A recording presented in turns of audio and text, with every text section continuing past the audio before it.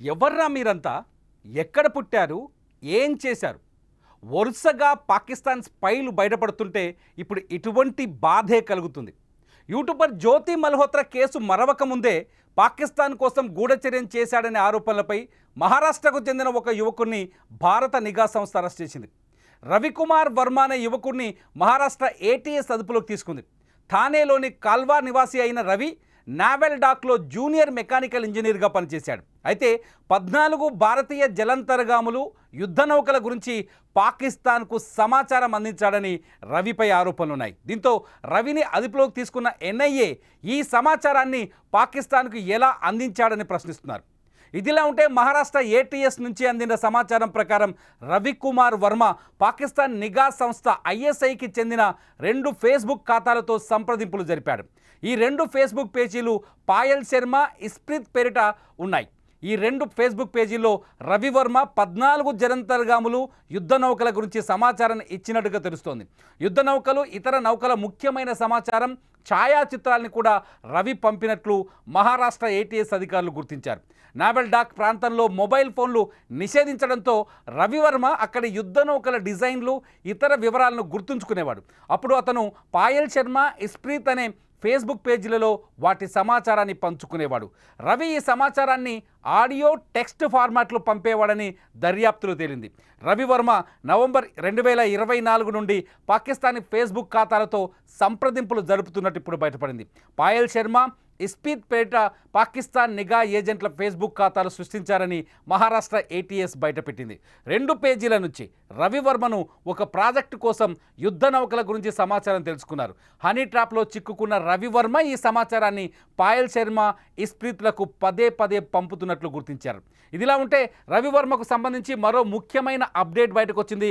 త్వరలో పెళ్లి చేసుకోబోతున్న రవివర్మ, కానీ ఏటీఎస్ అతన్ని అరెస్ట్ చేసిన తరువాత అతని వివాహం రద్దయినట్లు బయటపడింది. కొన్ని రోజుల క్రితమే అతని తల్లి ఆ సంబంధాన్ని ఖరారు చేశారు. దేశద్రోహం చేసిన వ్యక్తికి తమ కూతుర్ని ఇచ్చి వివాహం చేయబోమని ఆ అమ్మాయి కుటుంబం తేల్చి చెప్పి పెళ్లిని రద్దు చేసుకుంది. నిశ్చితార్థం మాత్రమే జరిగి రవి రహస్యం బయటపడడంతో మంచిదైందని ఆ కుటుంబం ఇప్పుడు ఊపిరి పీల్చుకుంటోంది. ఆ వివాహం జరిగి ఉంటే తన కూతురు జీవితం నాశనమై ఉండేదని అమ్మాయి కుటుంబ సభ్యులు ఆందోళన వ్యక్తం చేస్తున్నారు. చూడండి, రవివర్మ ఫొటోస్ మనం స్క్రీన్లో చూస్తున్నాం. పోలీసులు అతన్ని అదుపులోకి తీసుకొని పోతున్న వీడియోస్ కూడా మనం స్క్రీన్ పైన చూస్తున్నాం.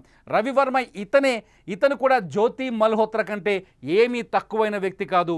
ఈ దేశ ముఖ్యంగా నెవీలో పనిచేస్తూ నెవీకి సంబంధించిన సమాచారాన్ని పాకిస్తాన్కి అందించాడు.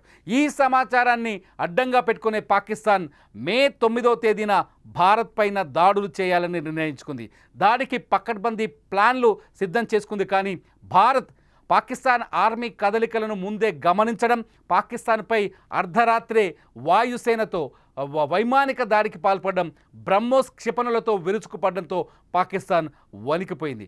రవివర్మ, జ్యోతి మల్హోత్రా ఇలా చాలామంది, ఇప్పటివరకు దాదాపు 17 మంది దేశద్రోహుల్ని భారత నిఘా వర్గాలు అదుపులోకి తీసుకున్నాయి. ఈ దేశంలో ఉంటూ, ఈ దేశం గాలి పీలుస్తూ, ఈ దేశం తిండి తింటూ ఈ దేశానికే ద్రోహం చేయాలనుకున్నారు రవివర్మ అండ్ గ్యాంగ్. రవివర్మ ప్రభుత్వ ఉద్యోగి అయినప్పటికీ కూడా దేశం పైన భక్తి ఉండాలి, ఈ దేశం పైన ప్రేమను ఉండాలి. కానీ ఈ రెండింటిని వదిలేసి కేవలం ఒక అమ్మాయి ఫోన్లో మాట్లాడినందుకు, కవ్విస్తూ మాట్లాడిన మాటలకు లొంగిపోయి రవివర్మ ఏకంగా ఈ దేశాన్ని నాశనం చేసే కుట్రకు పూనుకున్నారు. రవివర్మని కఠినంగా శిక్షించాలంటే ఇప్పుడు సోషల్ మీడియాలో జాతీయవాదులు, అట్లాగే సోషల్ మీడియాలో భారత పౌరులు కోరుతున్నారు. రవివర్మ, జ్యోతి మల్హోత్రా లాంటి వాళ్ళకి కఠినమైన శిక్షలు వేయాలని, పాకిస్తాన్ ద్రోహులకు, పాకిస్తాన్ ఉగ్రవాదులకు ఎటువంటి శిక్షలు వేయాలో అంతకంటే కఠినమైన శిక్షలు వేయాలంటూ నెటిజన్లు సోషల్ మీడియాలో కామెంట్ చేస్తున్నారు. అసలు మీరేమనుకుంటున్నారు? రవివర్మ లాంటి దేశద్రోహుల్ని ఎలా శిక్షించాలి? ఇటువంటి దేశద్రోహులు వరుసగా బయటపడుతున్న ఈ తరుణంలో వీళ్ళకి ఎటువంటి శిక్షలు వేస్తే మరో వ్యక్తి పాకిస్తాన్తో గూఢచర్యం నెరపడు?